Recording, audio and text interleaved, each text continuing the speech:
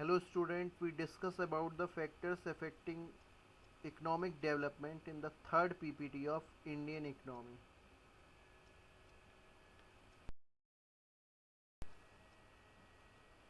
Economic development implies the process in which all the sectors of economy are growing. यानी एक ऐसी प्रक्रिया जिसमें जो कंट्री है उसके सारे सेक्टर्स जो है वो ग्रो करते हैं, उसे आप इकोनॉमिक डेवलपमेंट बोलते हो। इकोनॉमिक डेवलपमेंट में अगर आप देखते हो तो तीन जो बेसिक चीज़ें हैं जो कि ये फिगर डायग्राम में भी आपको दिखाया दे रहा है: एक्सपोर्ट, प्रोडक्टिविटी और सस्टेनेबिलिटी। सस्टेनेबिलिटी, एक्सपोर्ट और प्रोडक्टिविटी तीनों ही बढ़ते हैं। एक्सपोर्ट में चाहे वो एक्सटर्नल इन्वेस्टमेंट हो, एक्सपोर्ट के माध्यम से एक्सटर्नल इन्वेस्टमेंट आता है, बिजनेस इंसेंटिव्स आते हैं, नए नए बिजनेस ऑर्गेनाइजेशन खुलते हैं, और कैपिटल है, लेबर है, लैंड, इंफ्रास्ट्रक्चर, टेक्नोलॉजी है, उसमें प्रोडक्टिविटी में सभी की ग्रोथ होती है। और साथ साथ सस्टेनेबिलिटी यानी इन्वायरमेंट में नए नए सस्टेनेबल रिसोर्सेज को ढूंढना, ह्यूमन डेवलपमेंट अप्रोचेस को खोजना और क्वालिटी ऑफ लाइफ बढ़ाना, ये जो है वो इकोनॉमिक डेवलपमेंट का बेसिक कॉन्सेप्ट होता है। Factors affecting economic development: there are number of factors which influence the development of the country or economic development of the country. So basically हम उनको दो पार्ट्स में डिवाइड करते हैं। First is economic factor and second is non economic factor. इसमें बहुत सारे factors को हम जो है वो कौन से फैक्टर्स ऐसे हैं जो इकोनॉमिक आधार पर हमारे इकोनॉमिक डेवलपमेंट को प्रभावित करते हैं, और कुछ जो इकोनॉमिक आधार पर प्रभावित नहीं करते, लेकिन वो फैक्टर्स ऐसे हैं जो कहीं ना कहीं डेवलपमेंट को इन्फ्लुएंस करते हैं। उनका डायरेक्टली कोई इकोनॉमी में तो इफ़ेक्ट नहीं होता, बट ओवरऑल जब बात करी जाती है, ओवरऑल जब डेवलपमेंट की बात की जाती है, क्योंकि ओवरऑल डेवलपमेंट जो कंट्री का है वो केवल और केवल इकोनॉमिक डेवलपमेंट नहीं है, वो ओवरऑल डेवलपमेंट जो है वो सारे मिलेनियम गोल को प्राप्त करना भी जो है वो भी एक यहाँ पर डेवलपमेंट का ही पार्ट आता है। तो ओवरऑल डेवलपमेंट में इकोनॉमिक और नॉन इकोनॉमिक दोनों तरह फैक्टर इन्फ्लुएंस करते हैं। Economic factor: the most important economic factor which influence the economic development is population. Population की बात अगर की जाती है तो इंडिया में जो 69 में पॉपुलेशन इंडिया की थी वो 54.15 करोड़ थी, जो कि 94 में जो हो गई वो 94.22 करोड़ हो गई। और 2019 में जो ये है 1.36 जो है वो ब्रिलियंट पहुंच गई, यानी लगभग 136 करोड़ के आसपास जो है वो हो गई। तो अगर आप बात करते हो तो ये इतना ज़्यादा अनइवन ग्रोथ है। 1.2% का एवरेज ग्रोथ जो आ रहा है वो हर साल का एनुअल रेट में आ रहा है, तो यानी 12% जो है वो लगभग हर 10 साल में पॉपुलेशन की ग्रोथ हो रही है। तो ये जो अनइक्वल ग्रोथ जो है, और ये बहुत तेज़ी से बढ़ती जो जनसंख्या है, इसकी वजह से जो है हेल्थ कंडीशंस इंडिया की, एजुकेशन फैसिलिटी और जहाँ तक की है, और मतलब जितने भी अदर फैक्टर्स हैं वो भी इससे इन्फ्लुएंस होते हैं, क्योंकि ज़्यादा पॉपुलेशन हमारा एक तरीके से वो है हर्डल ही है, क्योंकि चाइना की जो पॉपुलेशन है वो हर्डल नहीं है वहाँ, क्योंकि पॉपुलेशन वहाँ जो है हर रात को वहाँ काम है, हर आदमी वर्किंग पर्सन है, घर में जो है वो मेल फीमेल दोनों काम करते हैं, जबकि इंडिया के साथ जस्ट उल्टा है। यहाँ वर्किंग पॉपुलेशन जो है वो बहुत ही लिमिटेड है, बहुत कम है। तो हमारा जो पॉपुलेशन ग्रोथ है वो इंडिया पे नेगेटिव इम्पैक्ट डालता है, और ये इकोनॉमिक डेवलपमेंट को डायरेक्टली अफेक्ट करता है। Second one is natural resources. Natural resources में भी देखा जाए तो इंडिया को बहुत ज़्यादा नेचुरल रिसोर्सेज नहीं मिले हैं। हमारे अपने यूज़ के लिए हम पे नेचुरल रिसोर्सेज हैं हमारे पास। वैसे तो कुछ एक चीज़ों का, जैसे कोल का हम पे एक जो है वो ज़रूरत के मुताबिक उसका प्रोडक्शन है, इसीलिए इलेक्ट्रिसिटी वगैरह में हमारे पास वाटर रिसोर्स और कोल्ड रिसोर्स होने की वजह से दिक्कत नहीं होती। बट पेट्रोलियम रिसोर्सेज की हम पे भारी कमी होने की वजह से उसका पूरा इंपोर्ट करना पड़ता है। और भी बहुत सारे रिसोर्सेज, ह्यूमन रिसोर्स भी हमारा जो है बहुत रिच नहीं है, जो यूटिलाइज प्रॉपर नहीं कर पाता है। तो natural resources and human resources की अनस्किल्ड होने का जो है वो एक नेगेटिव इम्पैक्ट इकोनॉमिक डेवलपमेंट पर पड़ता है। तो इकोनॉमिक डेवलपमेंट को प्रभावित करने वाला एक बड़ा कारक जो है वो नेचुरल रिसोर्सेज, यानी कि बहुत इसमें आपके जो है वो land resources, physical resources, economic resources, और आपका क्या बोलते हैं फॉरेस्ट रिसोर्सेज, ठीक है, और माइन मिनरल्स वगैरह ये सब जो है वो नेचुरल रिसोर्सेज का पार्ट होते हैं। टेक्निकल लेवल पर अगर हम बात करते हैं तो टेक्नोलॉजी जो है वो इकोनॉमिक डेवलपमेंट को सीधे सीधे प्रभावित करती है। जो अच्छी टेक्नोलॉजी वाला, जैसे 16 सेंचुरी में ही जो है वो ग्रोथ कर ली थी इंग्लैंड ने, तो अमेरिका और इंग्लैंड आज भी जो है वो दुनिया को लीड कर रहा है। जबकि हम लोग उतना ज़्यादा ग्रोथ में पीछे हो गए क्योंकि उस टाइम पे हम लोग जो है उसका एडवांटेज नहीं ले पाए गुलाम देश होने की वजह से। तो टेक्नोलॉजी लेवल में जो देश आगे हैं, जापान वगैरह है, चाइना चाइना भी अब तो टेक्नोलॉजी में हमसे बहुत आगे हो गया है। तो टेक्निकल लेवल जो है, टेक्नोलॉजी जो है वो कहीं ना कहीं इकोनॉमिक डेवलपमेंट को लीड करती है। कैपिटल फॉर्मेशन इकोनॉमिक डेवलपमेंट, जहाँ पे कैपिटल ज़्यादा होगी वहाँ पर, देखिए पूंजी से ही व्यवसाय होता है, तो जहाँ कैपिटल होगी वहाँ बिजनेस लगेंगे तो वहाँ अपने आप ही एम्प्लॉयमेंट जनरेशन होगा। तो एम्प्लॉयमेंट जनरेशन के लिए जो है वो कहीं ना कहीं कैपिटल फॉर्मेशन एक इम्पॉर्टेंट फैक्टर है। इंटरप्रेन्योरल एंड प्रमोशनल कैपेसिटी, इंटरप्रेन्योरल यहाँ देखिए जोखिम लेने वाले लोगों की, जो इंटरप्रेन्योर होता है वो जोखिम लेता है, वो खुद जोखिम लेता है, वो स्किल्ड पर्सन होगा तभी वो जोखिम लेगा और औरों को वर्क देगा।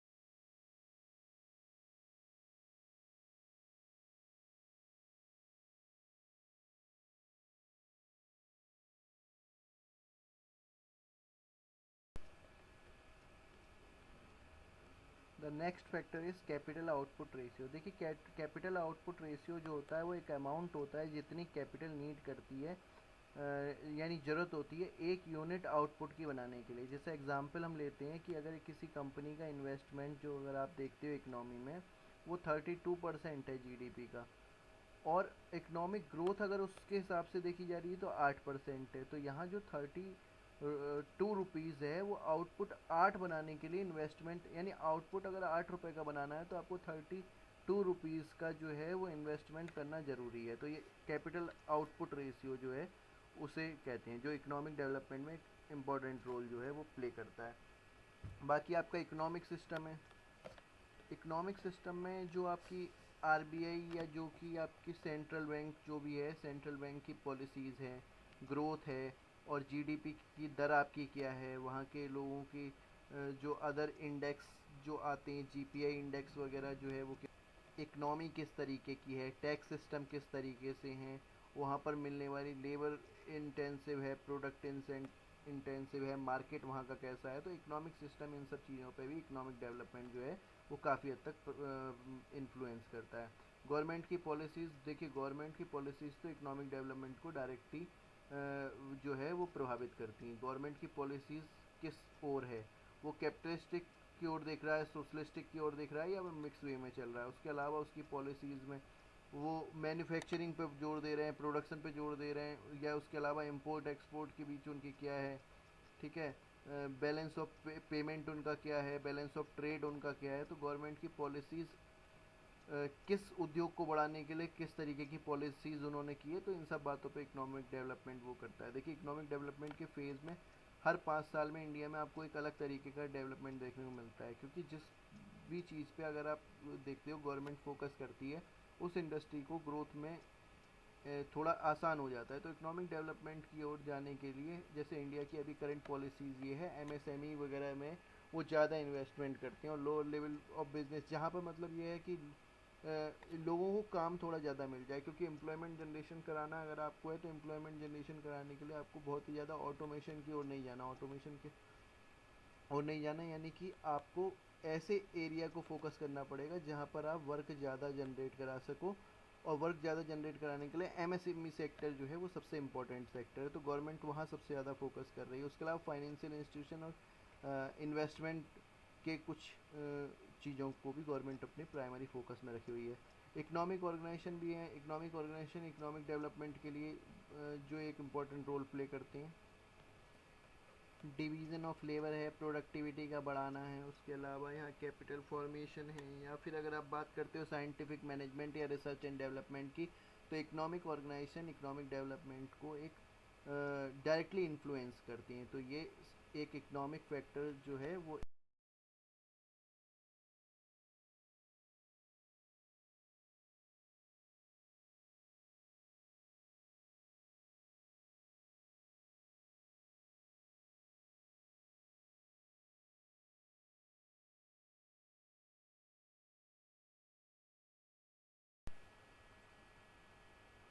सम of the hidden factors are also affecting the economic development, जो बेसिकली आपको दिखाई तो नहीं देते, लेकिन ये फैक्टर्स ही कहीं ना कहीं इकोनॉमिक जो है डेवलपमेंट को इन्फ्लुएंस कर रहे होते हैं। इसमें जो फर्स्ट फैक्टर आता है वो है सोशल फैक्टर। देखिए, कंट्री का जो सबसे छोटा भाग है वो है परिवार, और जो कि एक मध्यम भाग है वो है सोसाइटी। सोसाइटी, देखिए सोसाइटी किस तरीके की सोच रखती है उस पर भी जो है इकोनॉमिक डेवलपमेंट जो है वो काफ़ी हद तक प्रभावित उस बात को करता है। देखो, जहाँ चाह है वहाँ पर राह है, अगर आप चाहते हो आगे बढ़ना तो फिर वो आगे बढ़ भी जाओगे। तो सोसाइटी किस ओर जाती है, जैसे अगर आप पे मान लीजिए कैपिटल है भी, ज़्यादातर लोग कैपिटल है लेकिन वो लोग उसको बैठ के और उसके जो इन्वे जो इंटरेस्ट आ रहा है उसी से वो अपना जीवन यापन करना चाहते हैं, वो रिस्क ही नहीं लेना चाहते, वो आगे कुछ चाहते ही नहीं है, वो डेवलपमेंट को पसंद नहीं करते, तो वहाँ डेवलपमेंट को पसंद ना करने की वजह से इकोनॉमिक डेवलपमेंट रुक जाता है। जैसे अभी ट्राइबल रीजन्स में अगर आप देखोगे, मैं अच्छा बुरा नहीं कह रहा हूँ, लेकिन ट्राइबल्स जो हैं वो इंडिया के आज भी वो बहुत ज़्यादा इकोनॉमिक डेवलपमेंट एक्टिविटीज़ को नहीं चाहते। तो कहीं ना कहीं सोशल फैक्टर भी जो है वो इकोनॉमिक डेवलपमेंट के लिए रिस्पॉन्सिबल होते हैं। वो रोड को, वो जंगलों से ज़्यादा प्यार करते हैं और वो अपना जो है वो अर्बनाइजेशन की ओर नहीं जाना चाहते, तो वो फैक्टर्स भी डायरेक्टली कहीं ना कहीं इम्पेक्ट करते हैं। पॉलिटिकल फैक्टर है, देखिए पॉलिटिकल फैक्टर जो पॉलिटिकल पार्टीज़ है उसका विज़न, उसका मिशन, उसका एम, ये कंट्री को लीड करता है। तो पॉलिटिकल फैक्टर इकोनॉमिक डेवलपमेंट को लीड करते हैं। आपकी क्या पॉलिसीज़ है, आगे 10 सालों में आप देश को क्या देखते हो, तो कहीं ना कहीं पॉलिटिकल फैक्टर में जो देश का जो भी मतलब सरकार है, गवर्नमेंट का लीडर है, वो पॉलिटिकल लीडर और उसकी पॉलिटिकल पार्टी से संबंधित जो भी थीम कॉन्सेप्ट हैं, जो भी उसके अपने आगे के प्लान्स हैं, वो कहीं ना कहीं इकोनॉमिक डेवलपमेंट को जो है वो इफ़ेक्ट करते हैं। रिलीजियस फैक्टर, देखिए बिना रिलीजन के जो है वो कंट्री में कुछ भी नहीं होता, और कंट्री क्या वर्ल्ड में भी कुछ नहीं होता। तो वर्ल्ड की अपनी रिलीजियस व्यूज़ हैं, तो हर कंट्री के भी कुछ ना कुछ रिलीजियस व्यू होते हैं। कुछ एक सेकुलर कंट्रीज़ भी हैं इंडिया की तरह, लेकिन फिर भी उनमें भी अपने कहीं ना कहीं रिलीजियस व्यू कम्युनिटी वाइज आपको देखने को मिलते हैं। गवर्नमेंट की तो कोई अपने रिलीजियस व्यू नहीं होते, लेकिन वहाँ के लोगों के रिलीजियस व्यू होते हैं। वो भी कहीं ना कहीं इकोनॉमिक डेवलपमेंट एक्टिविटीज़ को इम्पैक्ट करते हैं अलग अलग चीज़ों में। जैसे अगर मान लीजिए त्योहारी वगैरह है तो इकोनॉमिक डेवलपमेंट एक्टिविटी वो बढ़ा देते हैं। ये देखिए, इम्पैक्ट का मतलब ये नहीं है कि ये निगेटिव ही हो, इम्पैक्ट पॉजिटिव भी हो सकता है। तो पॉजिटिव और निगेटिव दोनों तरीके से ये फैक्टर जो है वो इन्फ्लुएंस करते हैं। इंटरनेशनल फैक्टर हैं, फॉरेन ट्रेड है, फॉरेन एफडीआई है, एफआईआई फॉरेन इंस्टीट्यूशनल इन्वेस्टमेंट है।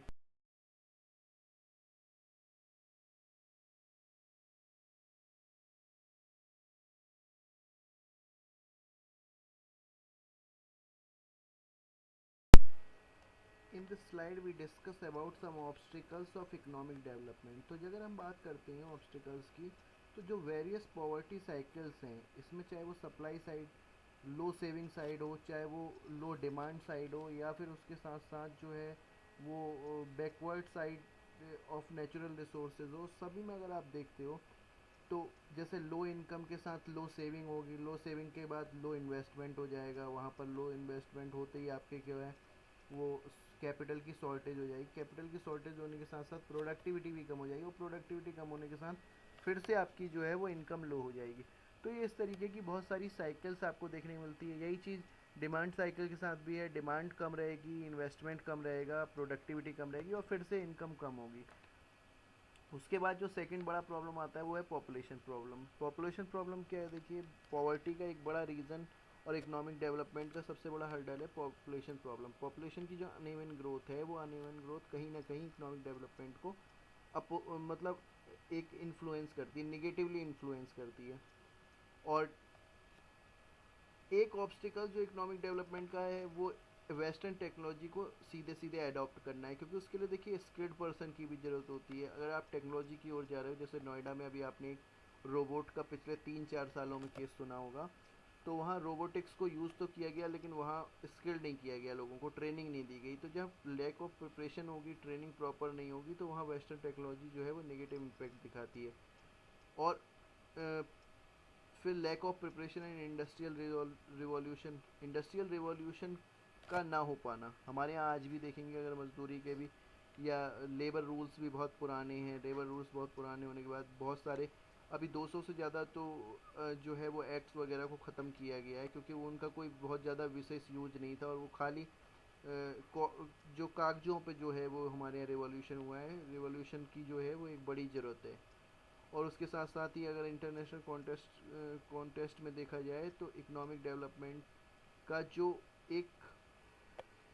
एक रास्ता होके जाता है, वो बहुत सारे जो यूनाइटेड नेशंस के आधार पर बने हुए अलग अलग जो है वो संगठन हैं, उनके आधार पर भी आपको इकोनॉमिक डेवलपमेंट करना बड़ा एक चैलेंज होता है, क्योंकि ग्लोबल लेवल में अगर आप देखते हो तो सबका स्तर देशों का एक सा नहीं है, तो रूल्स बड़े हाईटेक होते हैं, तो उनको प्रॉपर ज़मीनी रूप में सही तरीके से लागू करना ये एक सबसे बड़ा टास्क होता है।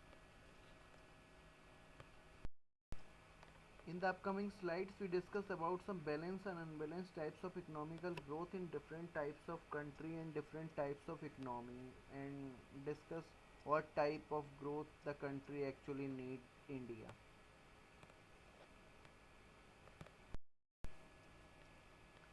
First we discuss about the balance economy. देखिए बैलेंस जो है वो होना बहुत ज़रूरी होता है। तो अगर कोई कंट्री जो है वो किसी एक स्पेसिफाइड सेक्टर्स को या स्पेसिफाइड एरिया को फोकस कर रही है तो वो कंट्री बैलेंस इकनॉमी नहीं हो सकती। इंडिया जो है वो लगभग बैलेंस इकनॉमी की ओर जाने का जो है वो रास्ता ढूंढता है। तो बैलेंस इकनॉमी होती क्या है, देखिए तो बैलेंस इकनॉमी के कुछ की फीचर्स होते हैं। एक तो उसमें इन्फ्लेशन रेट जो है वो कम से कम रहता है, मुद्रास्फीति यानी बहुत ज़्यादा नहीं होती, और सेविंग और कंजम्पशन के बीच में एक बैलेंस बना रहता है, और साथ ही साथ ट्रेड के बीच में भी एक बैलेंस बना रहता है, यानी इंपोर्ट और एक्सपोर्ट जो है वो एक बैलेंस फॉर्म में होते हैं। एक्सपोर्ट बहुत ज़्यादा बढ़ने से वो इकनॉमी बैलेंस नहीं रहती, और साथ ही साथ इसके एक पर्टिकुलर सेक्टर या एरिया को फोकस ना कर करके जो कंट्री के तीनों सेक्टर होते हैं, प्राइमरी टर्सरी और सेकेंडरी, उन तीनों सेक्टर्स के बीच में एक जो है वो बैलेंस बनाने की कोशिश की जाती है। या अगर हम बात करें तो बड़े सेक्टर से पैसे को निकाल कर और छोटे सेक्टर जो डेवलप हो सकते हैं उनकी ओर पैसा लगाने की ओर इसमें बात की जाती है।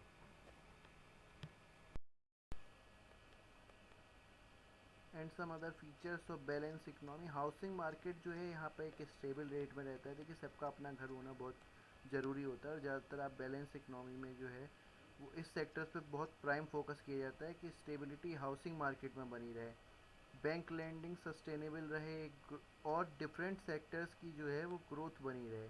उसके साथ ही साथ डिस्ट्रीब्यूशन में एक इक्वलिटी हो, यानी वितरण का असामान्य प्रक्रिया नहीं हो, सोसाइटी के एडवांटेज के लिए हो, डिस्ट्रीब्यूशन चैनल इस तरीके से रहे कि किसी को ज़्यादा किसी को कम, यानी जो भी इकोनॉमिकल चाहे एक्टिविटी हो रही है उनका वितरण सामान्य रूप से बराबर बना रहे, और उसके अलावा जो लेवल्स ऑफ डेप्ट हैं उनकी भी सस्टेनेबिलिटी जो है वो बनी रहे, यानी ऋण जो है उसके साधन और उसके मिलने की जो है वो मतलब ऋण मिलना आसान भी हो जिससे कि उसको चुकाया भी जा सकता है। जैसे आप देखते हो डेप्ट मिलते हैं बहुत सारे पर्सनल लोन वगैरह, डेप्ट वगैरह जो है वो प्रॉपरली उसका मार्केट जो है वो एक सस्टेनेबल मार्केट, आजकल तो नए नए मार्केट भी उसमें बन रहे हैं जिससे कि वो व्यक्तियों के हाथ में पैसे की कमी ना आने पाए, वो डेप्ट के फॉर्म में जो है वो रहे, जिसको वो बाद में जो है वो पे करके अब और जिस टाइम उनको ज़रूरत है उस टाइम वो उसको यूज़ कर सकें।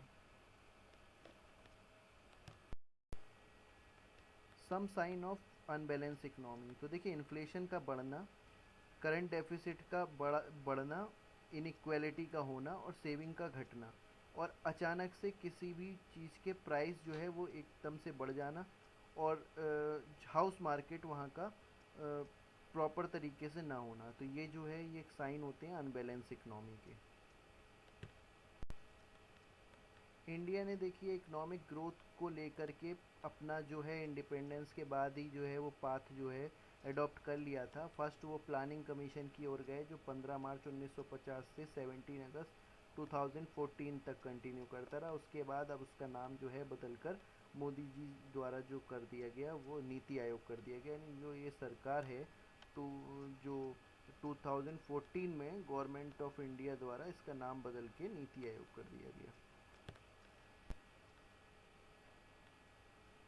और बेनिफिट ऑफ इकोनॉमिक ग्रोथ की अगर आप बात करते हो तो इसके जो बेनिफिट हैं वो सबसे पहले हायर इनकम करना, पॉवर्टी को रिड्यूस करना, एजुकेशन को बेटर एजुकेशन प्रोवाइड कराना, लाइफ एक्सपेक्टेंसी रेट में इम्प्रूवमेंट करना, गवर्नमेंट के जो फाइनेंसिस सर्विस हैं उसको बढ़ाना, ये इकोनॉमिक ग्रोथ का जो है वो बेनिफिट होता है। तो बैलेंस इकोनॉमी के लिए जो गवर्नमेंट डील करती है वो इन सब बेनिफिट को लोगों को प्रोवाइड कराने के लिए जो है वो बैलेंस इकोनॉमी की ओर जाना पसंद करती है।